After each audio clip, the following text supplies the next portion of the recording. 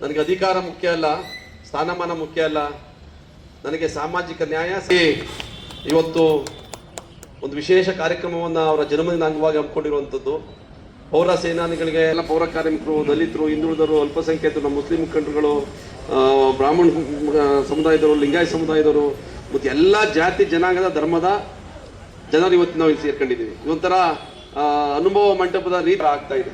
ಅಂದರೆ ನಮಗೆ ಭಾಳ ಕ್ಲಾರಿಟಿ ಇದೆ. ಏನು ಅಂದರೆ ಈ ಒಂದು ಸಹಪತಿ ಭೋಜನ ಮಾಡಿದ ತಕ್ಷಣ ಸಾಮೂಹಿಕವಾಗಿ ಜಾತಿ ವ್ಯವಸ್ಥೆ ವಿನ್ಯಾಸ ಆಗ್ಬಿಡ್ತದೆ, ಮೇಲು ಕೀಳು ಹೋಗ್ಬಿಡ್ತದೆ. ಶಾಲೆಗಳಲ್ಲಿ ಯಾವಾಗಲೂ ನಮಗೆ ಬೆಂಬಲವಾಗಿದ್ದಾರೆ. ಅವ್ರಿಗೆ ತುಂಬ ಹೃದಯದ, ಅವ್ರಿಗೂ ಕೂಡ ತುಂಬ ಹೃದಯದ ಸ್ವಾಗತವನ್ನ ನಾನು ಬಯಸ್ತೇನೆ. ಅದ್ರ ಜೊತೆಗೆ ಯಾವಾಗಲೂ ನಮಗೆ ಹಿತಚಿಂತನೆಯನ್ನ ಬಯಸ್ತಾ ಅಧ್ಯಕ್ಷ ಆಗಿದ್ರು ಕೂಡ ಈ ರೀತಿಯ ಪ್ರಗತಿಪರ ವಿಚಾರಗಳಲ್ಲಿ ಸಾಮಾಜಿಕ ನ್ಯಾಯದ ಅಂಗವಾಗಿ ಅವ್ರಿಗೂ ಕೂಡ ತುಂಬ ಹೃದಯದ ಸ್ವಾಗತವನ್ನ ಬಯಸ್ತೇನೆ.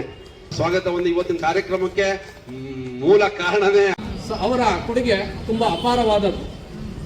ಅವರ ಗ್ಯಾರಂಟಿ ಯೋಜನೆಗಳು ಸಮಾಜದ ಮೇಲೆ ಒಳ್ಳೆಯ ಬೆಳಕನ್ನು ಚೆಲ್ಲಿ ಸಮಾಜದ ಮುಖಿಯಾಗಿ ಸೇವೆಗಳು ಜರುಗುತ್ತಿರತಕ್ಕಂಥದ್ದು ಈ ದೇಶದಲ್ಲಿ ಪ್ರಥಮವಾಗಿ ಕಾಣ್ತೇವೆ. ಅದರ ಯಶಸ್ಸು ಕೂಡ ಅವರಿಗೆ ದೊರಕ್ತದೆ.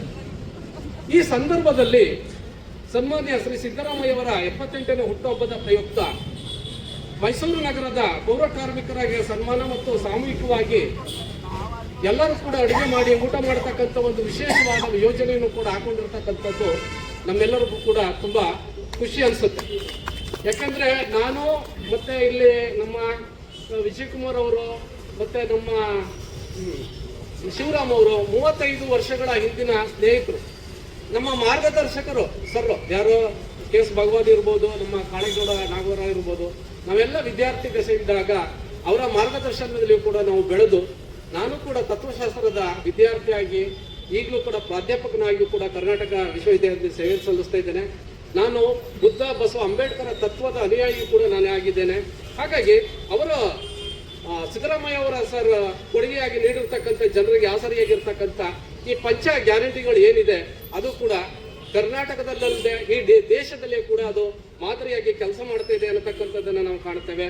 ಅವರಿಗೆ ಇದರಿಂದ ಈ ದೇಶ, ಈ ಕರ್ನಾಟಕದಲ್ಲಿ ಅಪಾರವಾದ ಮೆಚ್ಚುಗೆ ಕೂಡ ಪಾತ್ರವಾಗಿದೆ ಅನ್ನತಕ್ಕಂಥದ್ದನ್ನು ಕೂಡ ನಾವು ಕಾಣ್ತೇವೆ. ಸನ್ಮಾನ್ಯ ಶ್ರೀ ಸಿದ್ದರಾಮಯ್ಯ ಅವರ 100 ವರ್ಷಗಳು ಹೆಚ್ಚಾಗಿ ಬದುಕಿ ಈ ನಾಡಿನ ಬಡವರ ಕಲ್ಯಾಣಗಳನ್ನು ಸೇವೆ ಮಾಡಲಿ ಅಂತ ಹಾರೈಸ್ತಾ ಅವರ ಎಲ್ಲ ಕ್ಷೇತ್ರಗಳಲ್ಲಿ ಯಶಸ್ಸನ್ನ ಗಳಿಸೋದಕ್ಕೆ ಬುದ್ಧ, ಬಸವ, ಅಂಬೇಡ್ಕರ್, ಕನಕದಾಸರು ಕೂಡ ಅವರಿಗೆ ಆಶೀರ್ವಾದವನ್ನ ಮಾಡಲಿ ಅಂತೇಳಿ ನನ್ನ ಮಾತನ್ನು ಮುಗಿಸ್ತೇನೆ. ಎಲ್ಲರಿಗೂ ನಮಸ್ಕಾರ.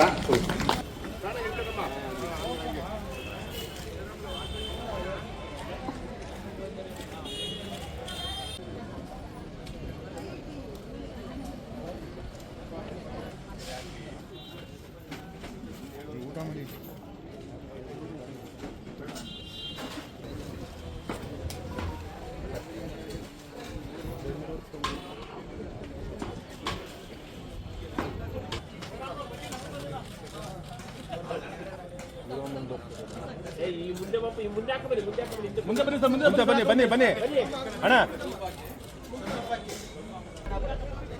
ಶಿವರಾಮಣ್ಣ ಅಲ್ಲೇ